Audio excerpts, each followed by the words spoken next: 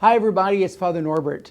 You know, while we've been locked up in quarantine in a way, there's a couple of questions that kind of come up. People start talking about church and God and Jesus and some theological things.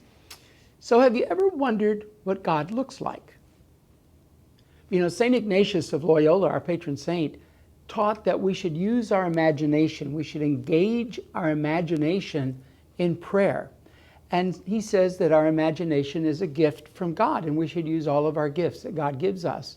So to engage our imagination in wondering what God looks like, where do we even start?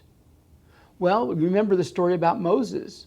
Moses walked up to a burning bush, and there God said to Moses, his name was I am who am. And later, Moses encountered God on the mountain, and the encounter with God was so intense that the face of Moses would glow. And so he had to cover his face. So we know that there's something special about that encounter with God. Later, we hear the story of Elijah, one of the prophets.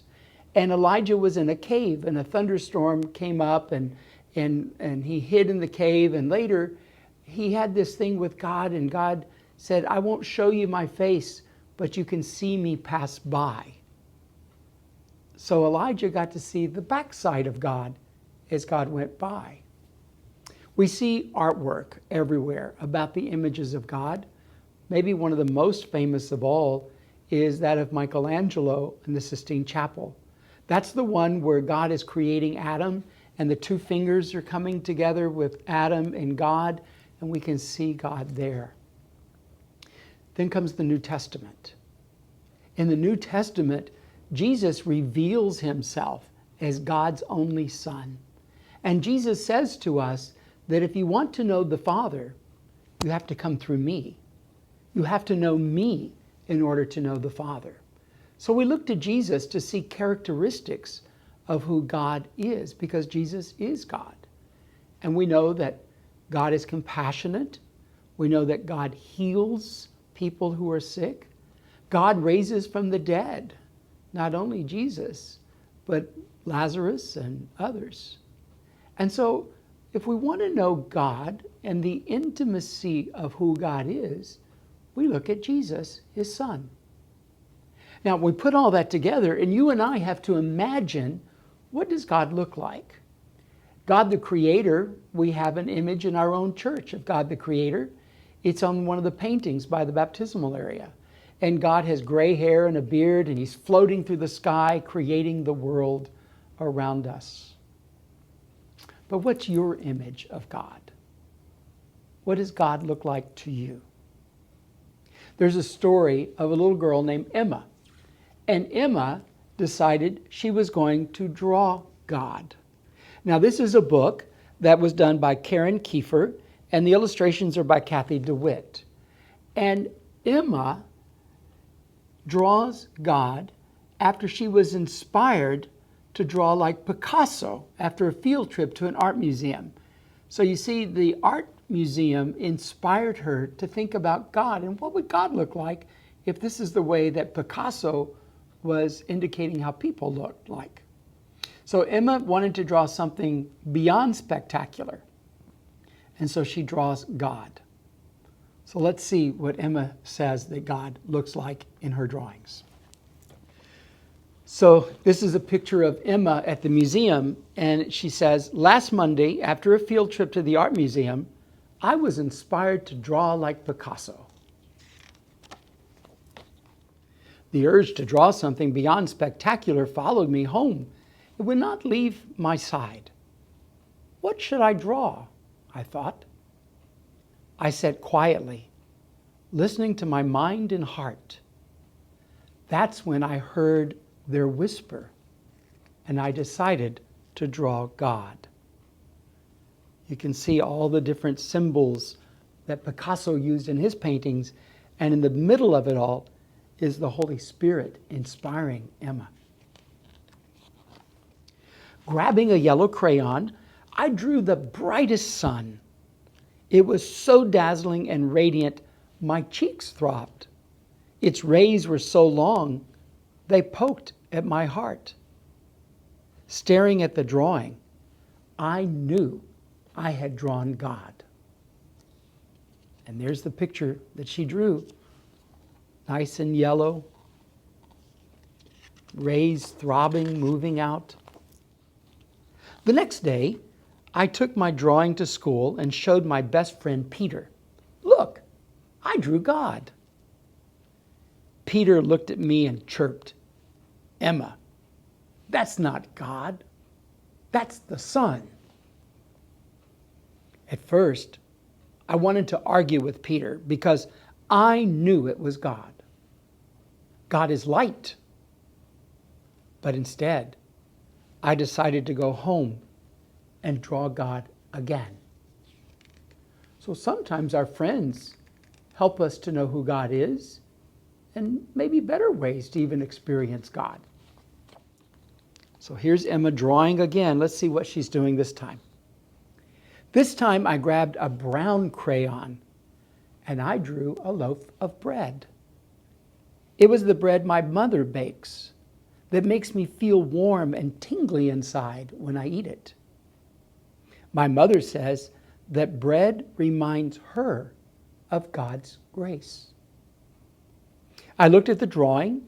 It made me feel warm and tingly inside. I knew I had drawn God.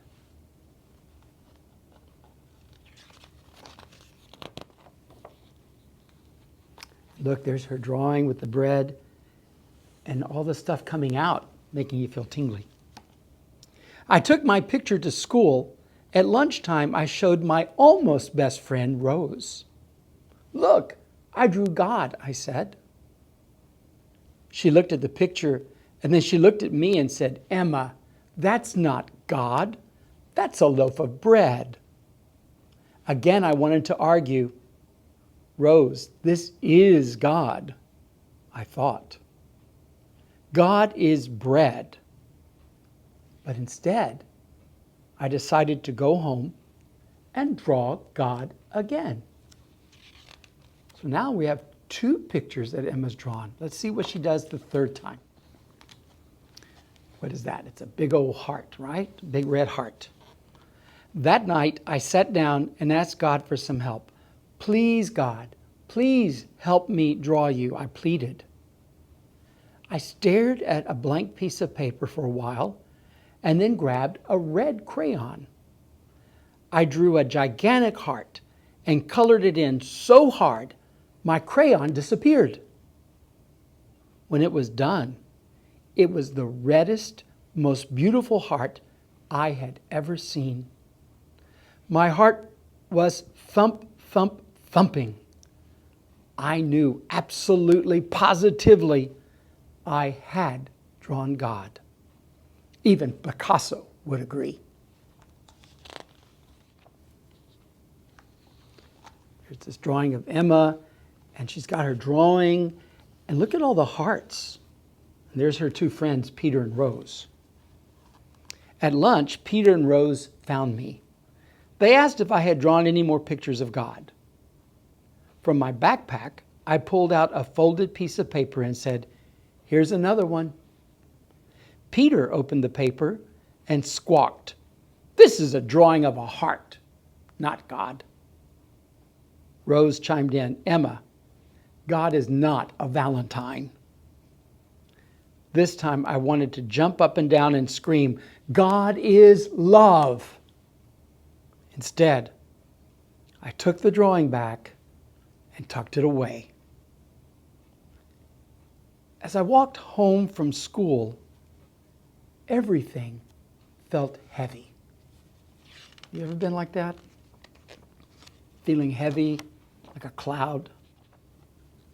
Oh, now look, this time Emma's in bed. Look, she has a cross in her room. Pretty cool. That night, I didn't feel like Picasso. Kneeling next to my bed, I asked God for some more help. God, please help me draw you so that my friends can see you. So Emma's worried about her friends.